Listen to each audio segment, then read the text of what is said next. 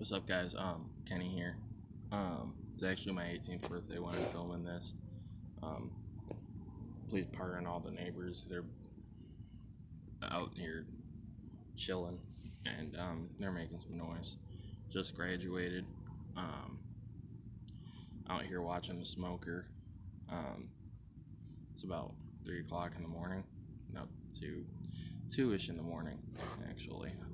Lost track of time. But what I'm going to do is I'm going to show you what my fishing lineup is. I might get to the rods, I might not. I might throw the rods in here just because my rod arsenal is kind of puny. I just started using casting a couple years ago, so I've only got 2 rods for bait casting right now. I kind of have 3. One isn't rigged with a reel. It might be soon, I don't know. The one reel I have is garbage. Just letting you know. I don't like to bash companies, but Shakespeare, their rods, I guess, are okay, but their reels are garbage. I've used 3 of their reels. One spinning. I didn't really know how to use a spinning, so I kind of credit myself with that mess up. But then there was a spin cast where you couldn't set the drag. The button was really crappy, and this was brand new too. I had a decent sized bass on it, and it would not pull it in. It has no torque at all. The gear ratio is garbage. Oh, is that a bird? Okay. But yeah, so I'm gonna go through some of the lures that I use. I'm not gonna go through all of them. I'm gonna go through the ones that are good. I think they're gonna be great this year. They were great last year anyway. So first, I was using a tackle box and then a tackle bag, and then I decided to go and switch to a backpack.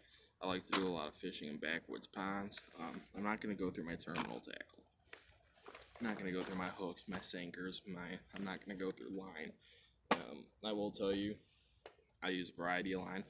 I tried Seagar Red Label last year because it was cheaper Seagar, and I wanted to try Seagar. I'd heard a lot of good things about it from some other YouTubers. But anyway.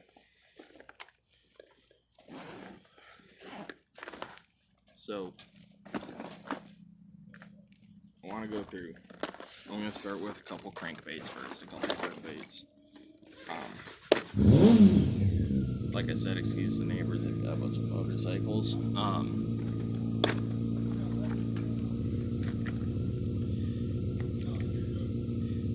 going to do, okay, so I'm going to do like a swim bait, and then a blade bait, and then a couple crankbaits. So this right here, I think it's going to be a great swim bait this year. It came out before the Buka Bullshad, which I don't have yet, but this is kind of the closest thing that I have to it. This kind of swim bait is great for sandier situations that you get a lot of in lower Michigan, where I live. And it simulates bait fish really well. And it makes that rattling noise. It sounds like bait fish. And then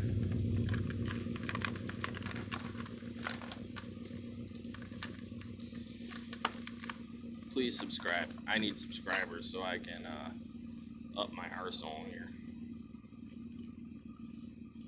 This is I think this is a deeper diving crankbait. I think it's supposed to simulate a craw. I'm not exactly sure who it's made by, but you can get it just about everything I share. You can get it Carl's Bait and Tackle. I'm not sponsored by anyone. As you can see, I only have maybe 3 subscribers. I don't even know if it's that.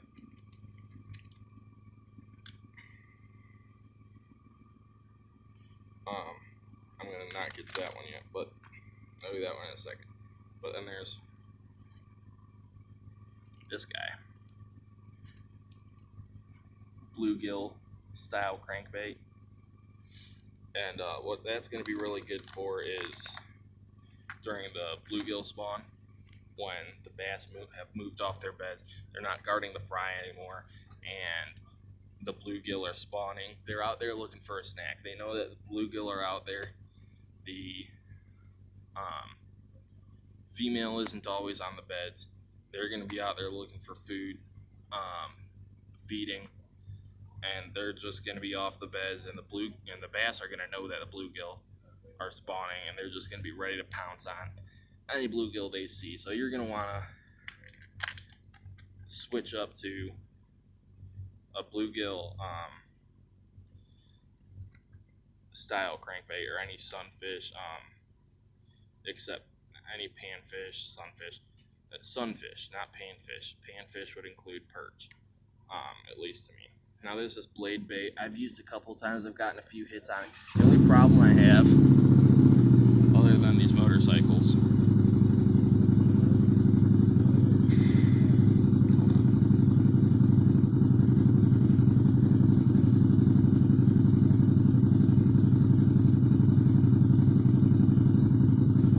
it's very versatile.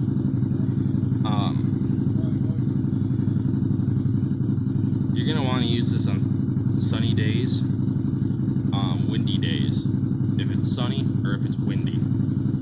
If it's sunny, of course, this blade on the back is going to create a lot of action and vibration in the water. And what you're going to want to do on a windy day, though, is you're going to want to go with the wind. You're going to want to cast towards the wind. One moment. Crap. Just got a text.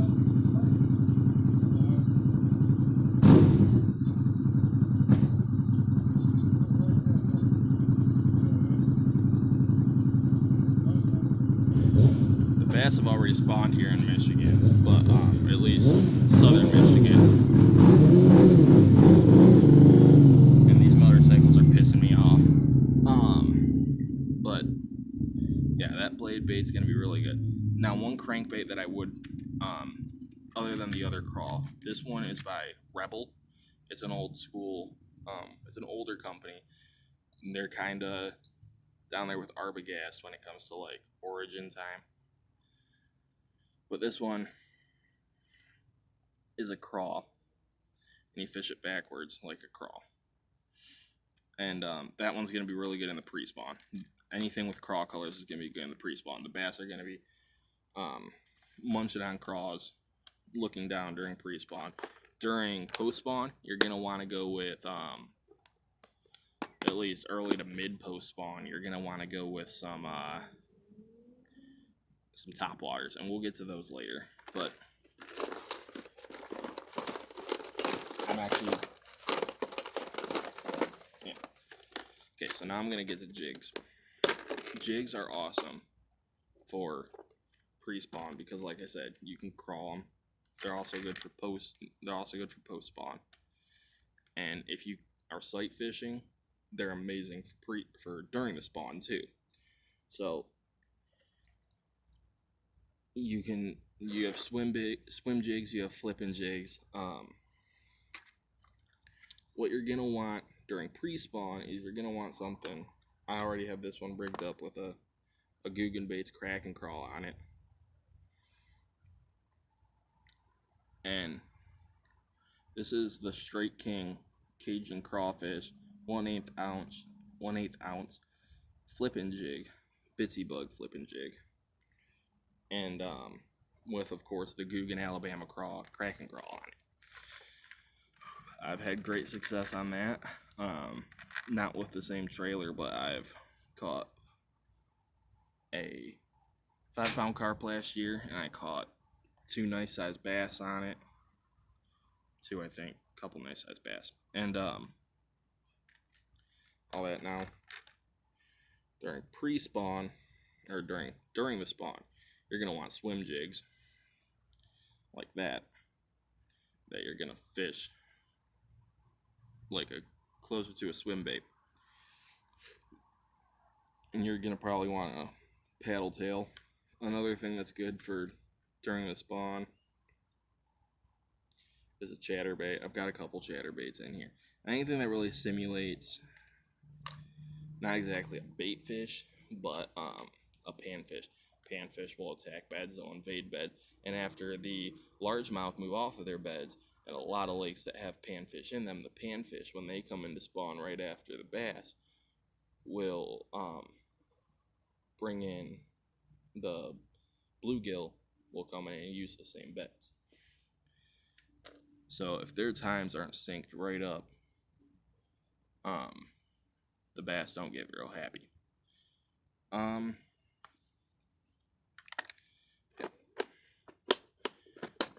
So like I said, it's late at night, so anything real deep in here, I'm going to do in another video. I'm going to make another video for soft plastics. But anyway, top waters. I've got an old frog in here, but on a sunny day, you're going to want a black frog. This is a black Lunkerhunt frog I've had for about a year. This is not the Yappa. It's not the Yappa frog. It's not a poppin' frog. It's just a regular frog, as far as I'm concerned. You might want to snip the tail because a lot of times bass will bite the tail and not get to the hook.